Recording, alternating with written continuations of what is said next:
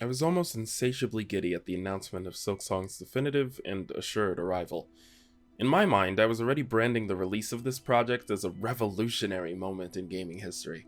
For myself, for the team, for everyone and anyone who had also been waiting with me, but lastly, and most of all, for the industry. Silksong pushed past the critic in me and excited the part of me I sometimes forget about. The girl who just likes to play video games because video games are fun to play. I was almost embarrassingly naive. I thought that this game was so wildly anticipated and desperately yearned for that if it is truly what it has been advertised to be, every single gamer, developer, publisher, and organization everywhere will be possessed by an irrevocable glee.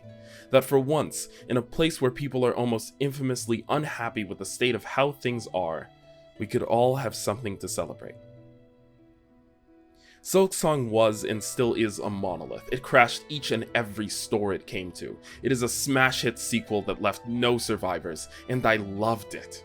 I stand screaming in a crowd of people who joyfully and pridefully sing this game's praises. I was just surprised to see that not every loud voice in the crowd was singing. There was sadness here. People were upset. Why were people upset? Silksong is a smash hit sequel that left no survivors. Apparently that's a literal statement. Not everyone was happy on September 4th of 2025. Not everyone was happy on the days leading up to September 4th of 2025. There was a lot of conversation. There were multitudes of different divisive discussions, and there were several thousand fingers pointed at Team Cherry. Honestly, the controversy, like most controversies, was short-lived and hard to follow. Voices smushed together, quickly shifting from violently hot air to gentle gray, airy stains on a descending car window. Although there was sadness here, it was not what people fixated on. People are always more interested in anger than sadness. So instead of all the attention in the room going to the numerous indie developers who had something to say about being an indie developer who has a project releasing in September, or being an indie developer who was particularly anxious about what Silksong's price tag meant for them, all the attention in the room was devoted to a task. The task of all short-lived, hard-to-follow controversies. Searching for an accusation. Polygon writes, Team Cherry attained great power. Now here's one for the class. What's the other half of that phrase? Silksong was a monolith, and it's hard to see anything that stands directly behind a monolith. The games that were releasing that week, or God forbid that day, were steamrolled. Literally. They had to delay their release dates in order to survive. The games that stood confident in their marketing and reputation were able to laugh it off.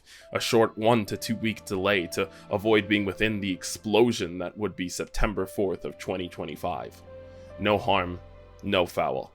But the smaller games that were unheard of, that were particularly dependent on word of mouth and positive reviews, those games took it harder. Obviously, it's difficult being indie. Difficulty comes with the category, but being indie and being unknown is a special type of difficulty.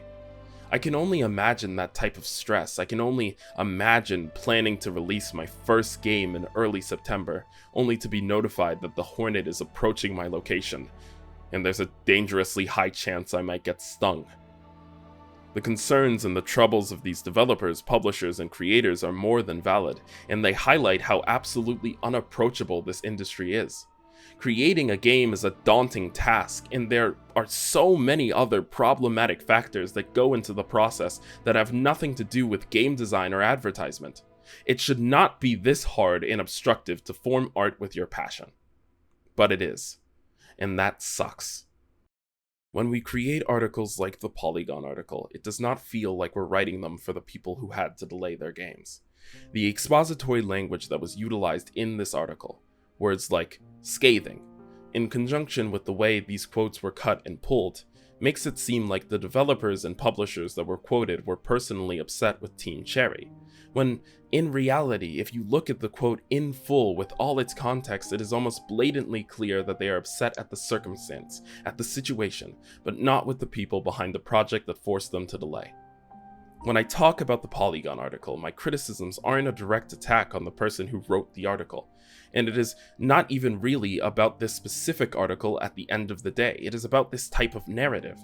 I am not saying it is something that is done purposely, but it is because of these kinds of articles that I've heard several people say that other indie developers are jealous and angry about Team Cherry's success, when that's not at all what's happening. I've seen thumbnails and social media posts with taglines like, "Indie creators call Team Cherry cruel for 2-week lead time," but that's not what's happening either. When indie developers and teams question the $20 price tag or even suggest that the game should be more expensive, it is because they are worried of what will happen when they try to market their $25 10-hour game to an audience that just purchased a $20 70-hour game. But the comments or suggestions that they make are never made with even a shred of aggression. Team Cherry is not in the wrong for wanting people to be able to afford their game, but these creators are not in the wrong for being scared about what that means for their game. Instead of responding to these creators by being passive-aggressive, we should be understanding and open-minded. We should question the circumstances of the current climate. We should wonder why they even have to worry about things like this. I understand why it may make more sense to blame a team of people and not the conditions of an entire industry. Because of course the industry is aggressive. Every industry is aggressive, and so large that there isn't really a clear solution to there being a competitive environment where everyone is scraping to survive. That's life, that's business. So when I say it's circumstance and not Team Cherry, I'm sure it comes off as a bit naive. We can't tell the industry to make way for these new creators. That's not how it works. I know that, but I also know that announcing a release date months in advance is a luxury reserved for teams of 200, and even then it is clear that doesn't always go so well for those teams. I'm not going to pretend like I have a solution to this kind of problem, because I don't. But in terms of the Polygon article, the only thing I agreed with is that when you're given a power in this space, it comes with a responsibility to use that power appropriately. A voice is a power, even if my voice is small and fading, mixed into a winding wave of louder voices. So, although Demonschool has been unfortunately delayed from September 3rd to November 19th of 2025, you should still keep it on your radar. If you're a fan of tactics RPGs, or simply a fan of gorgeous art direction, then I'd say there's a pretty high chance you'll love this one, and I believe it is absolutely worth looking out for. The Steam page will be linked in the description, and I ask that you just check it out. You might find it interesting. Mixed in with the conversation concerning the apprehension of upcoming indies was a slew of viral opinion pieces trending on LinkedIn of all places. A bit more aggression about the 2-week warning for Silksong's release, and a lot more aggression about Silksong's success. Silksong is hurting the industry. Silksong is an anomaly. There it is, that language again. The same language that surrounded the success of Baldur's Gate 3.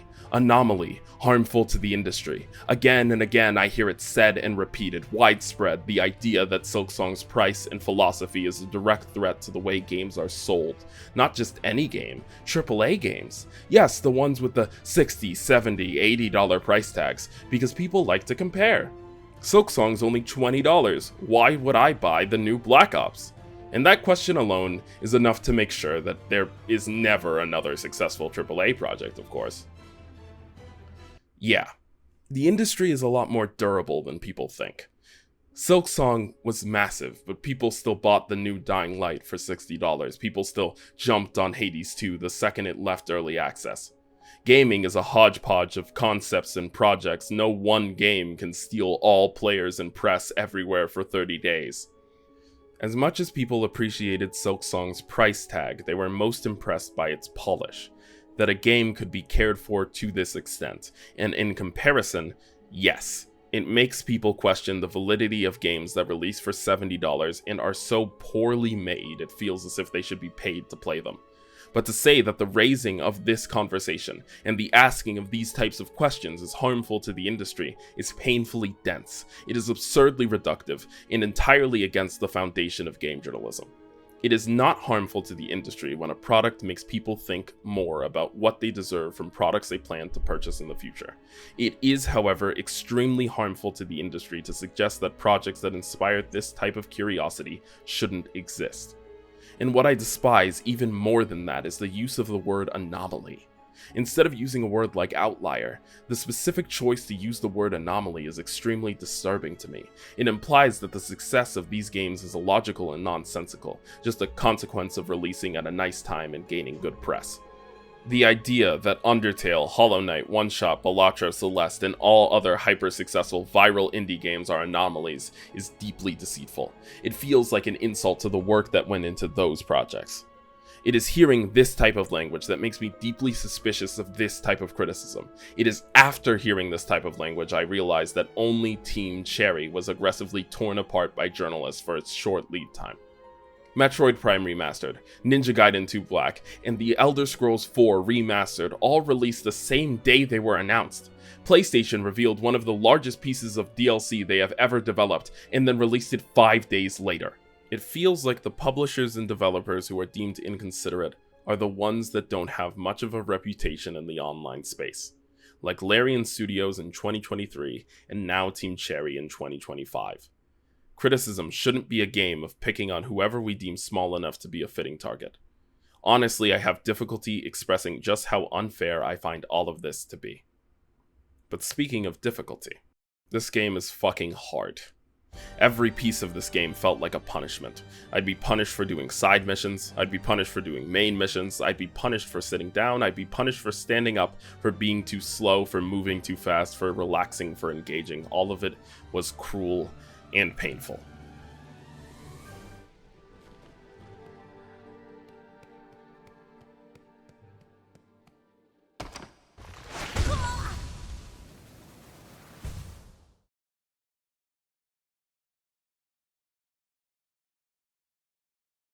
I'm okay at games. I don't have any world record speedruns. When I attempt to do a permadeath run of any game, I will likely fail. I haven't played any of the Souls games. I don't think I will ever be able to finish Black Myth Wukong, despite me really wanting to. I'm alright. You put me in front of the average game, and it's likely I'll put it on the hardest difficulty because I like a little challenge, and I have a lot of perseverance. But I'm not particularly in love with games where the entire gameplay loop is beating the shit out of me, and I'm rarely in the mood for that sort of thing. Difficulty in games is a difficult topic.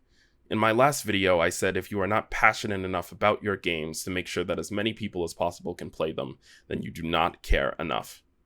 I saw a lot of people misinterpret this. There's a difference between a skill issue and an accessibility issue.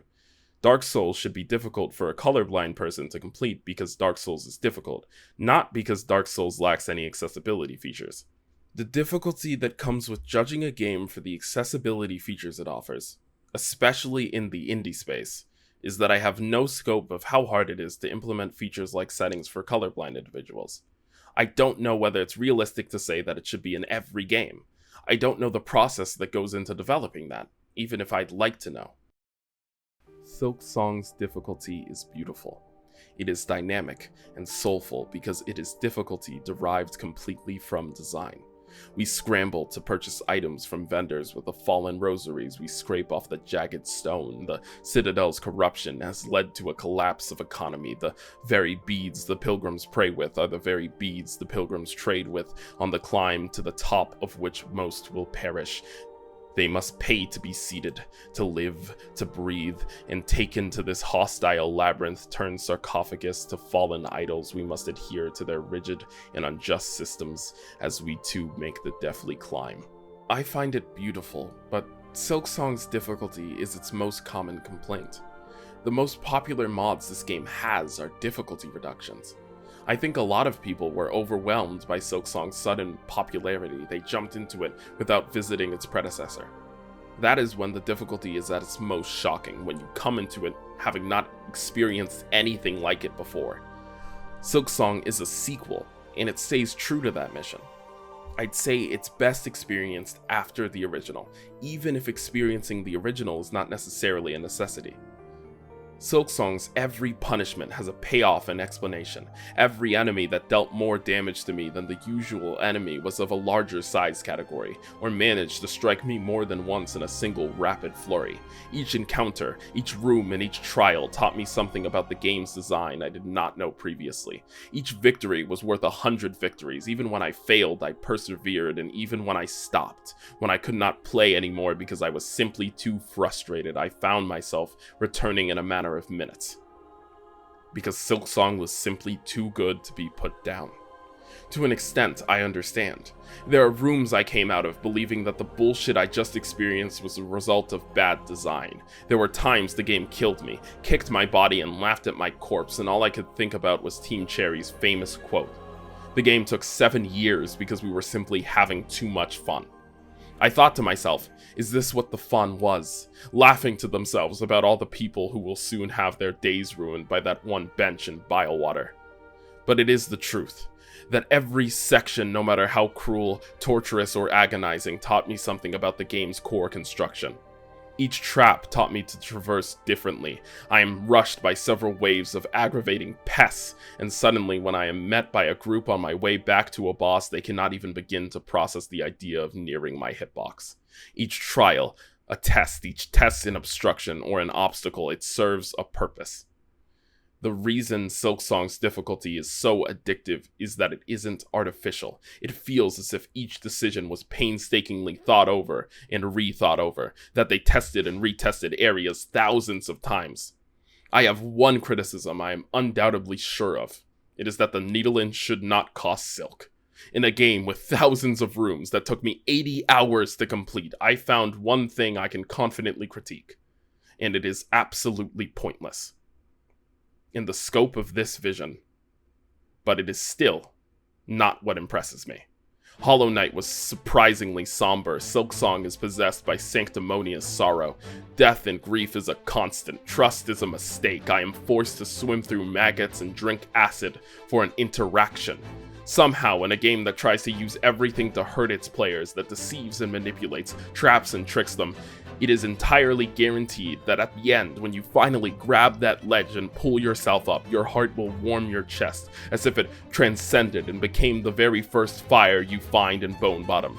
Not even for the accomplishment, as wonderful and powerful as that accomplishment may be, but for something more. Somehow, in a game where a bug attempts to wrestle a system, the bug wins.